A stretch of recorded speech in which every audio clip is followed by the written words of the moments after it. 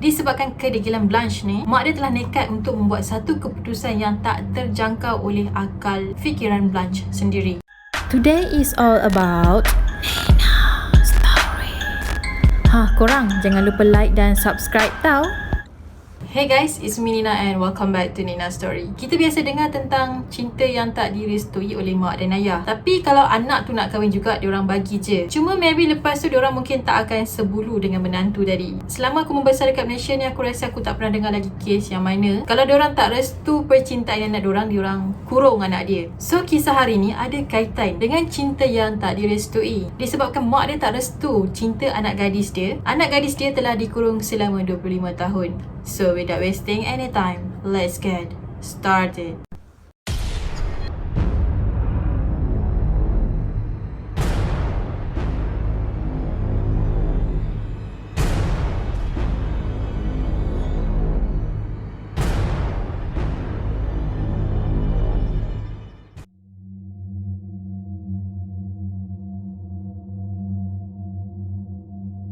Ada seorang gadis yang bernama Blanche Monnier, berasal daripada keluarga bangsawan. Dia telah lahir pada 1 Mac pada tahun 1849. Family dia ni merupakan keluarga bangsawan yang terkenal di Perancis. So selama dia membesar, dia hidup dalam keadaan senang dan semua keperluan dia mencukupi. Dia juga mempunyai rupa paras yang sangat-sangat cantik dan menjadi kegilaan para lelaki dekat sana. Blanche juga selalu join majlis keramaian yang dianjurkan di tempat tinggal dia. Jadi dia ni juga seorang yang cantik tapi juga bersosial dengan orang ramai. Selalunya majlis-majlis macam ni akan dihadiri oleh golongan-golongan bangsawan seluruh Perancis. Pada tahun 1876, ketika Blanche ni telah berusia 25 tahun, dia mula terasa ada keinginan untuk ada pasangan dan ingin membina kehidupan yang sendiri. So ramailah lelaki daripada golongan bangsawan ni yang cuba untuk meminang Blanche, tapi semuanya dia tolak. Kemudian Blanche telah jatuh cinta kepada seorang lelaki yang agak tua, dan lelaki ni bekerja sebagai seorang peguam dan agak miskin. Kalau nak dibandingkan peguam tadi dengan Blanche tadi yang datang daripada golongan bangsawan, ibarat diorang berdua ni macam merak dengan gagak. So diorang ni memang tak sama setaraf lah. Walaupun peguam tadi merupakan golongan yang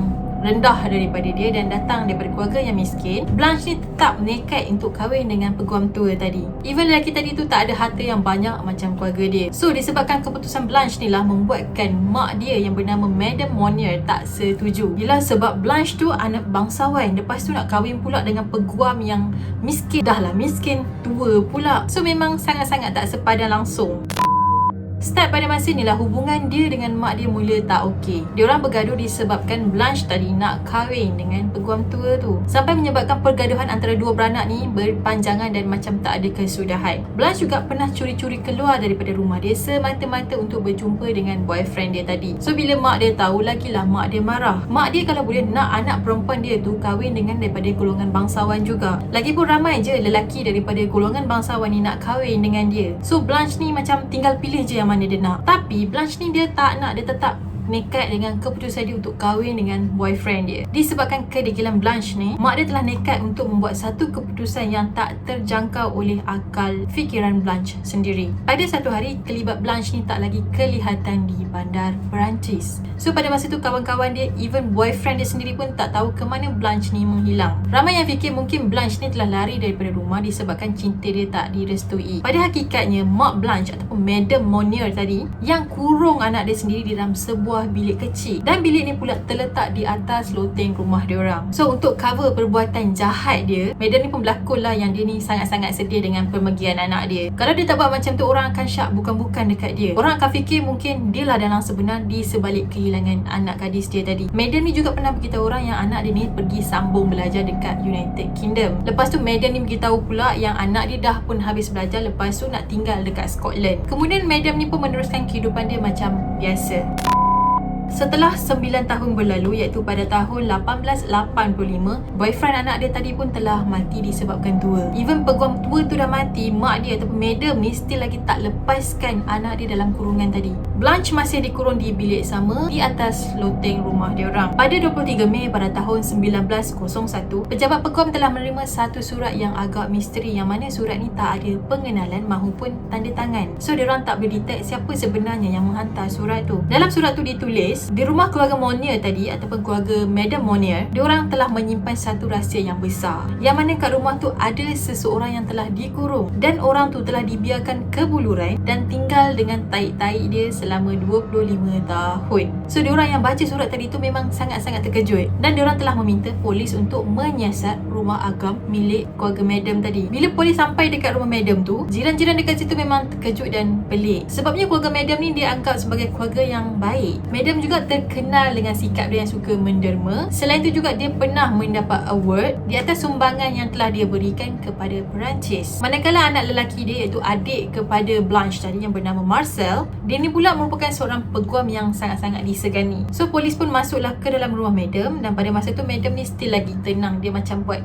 okay, rumahku tak ada apa-apa yang berlaku, so korang masuklah cek apa pun, aku tak risau. Bila polis ni tengah cek, memang tak ada apa-apa yang terjadi. Tapi ada seorang polis ni, dia terbau, ada bau yang busuk datang daripada tingkat atas, terutamanya pada bahagian loteng. So sampai je diorang dekat kawasan atas loteng tu, polis ni terbau ada satu bau yang sangat-sangat kuat datang daripada satu pintu. Dan pintu tu pula telah dikunci dengan mangga yang besar. Kemudian polis pun pecahkanlah pintu tadi dan diorang dapat masuk ke dalam bilik tu. Apa yang diorang jumpa memang sangatlah mengejutkan. Yang mana diorang jumpa dalam bilik tu ada Blanche dalam keadaan yang sangat-sangat tak terurus. Keadaan bilik tu sangatlah gelap, tak ada satu cahaya pun tembus masuk ke dalam bilik tu. Manakala satu-satunya tingkap yang ada dekat dalam bilik tu pula telah ditutup dengan kayu yang dipaku dan ada langsir tebal yang telah menutup tingkap tu pula. Disebabkan diorang ni dah tak tahan dengan bau busuk yang terlalu kuat tu, salah seorang polis tadi telah pecah tingkap tadi. Rupanya bau tu telah datang daripada sisa makanan yang berselerak dalam bilik Blanche tu. Manakala Blanche pula pada masa tu telah dirantai di sebuah katil yang agak usang. Atas katil tu pula dipenuhi dengan tahi-tahi dia sendiri.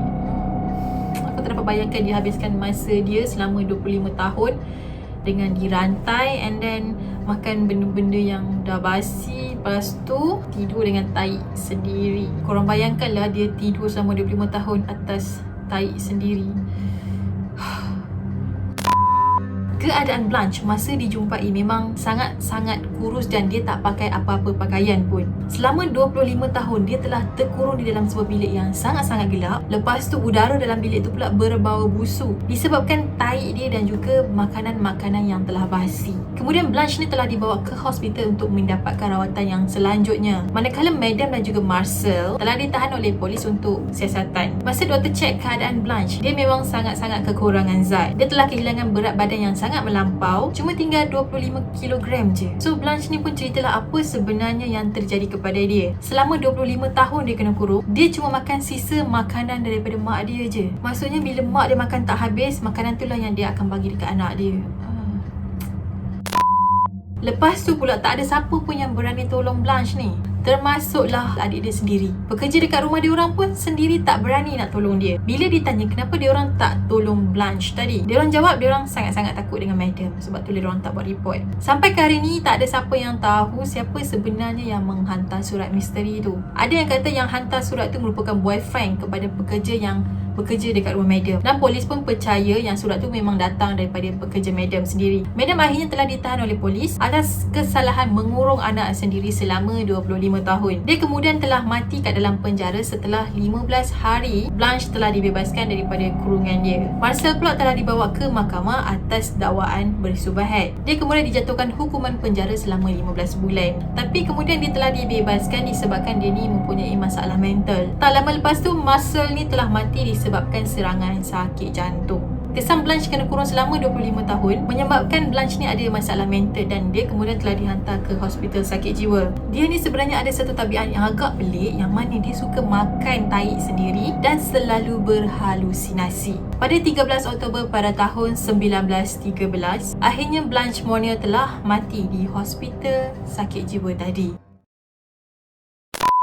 So guys, apa pendapat korang lepas korang dengar cerita aku, seorang ibu yang sanggup kurung anak dia disebabkan anak dia ni degil, tak nak dengar cakap dia, dan dia kurung anak dia tu bukan 2 hari, bukan 5 hari, tapi 25 tahun. Banyak kes-kes yang aku share dekat korang selama ni yang di mana anak-anak diorang kena kurung bertahun-tahun. Tapi semua benda tu terjadi dekat luar negara. So kalau korang nak tahu cerita mana yang telah aku share, korang boleh pergi tengok check dekat channel aku. Dah banyak cerita yang aku kongsi dekat YouTube tentang kisah-kisah yang mana diorang ni kena kurung berpuluh-puluh tahun. Aku tak boleh imagine hidup macam mana kena kurung. Even kita PKP hari tu pun sebulan lebih pun aku dah rasa macam nak gila dah. Okay, that's it for today dan aku harap korang suka video aku. Pada korang yang belum lagi subscribe channel aku, apa kata korang subscribe dulu and then korang comment, share dan like video ni. Dan korang boleh juga follow aku di Twitter dan juga IG, link dah ada dekat bawah, just pergi klik je dan kita akan jumpa lagi pada video yang akan datang.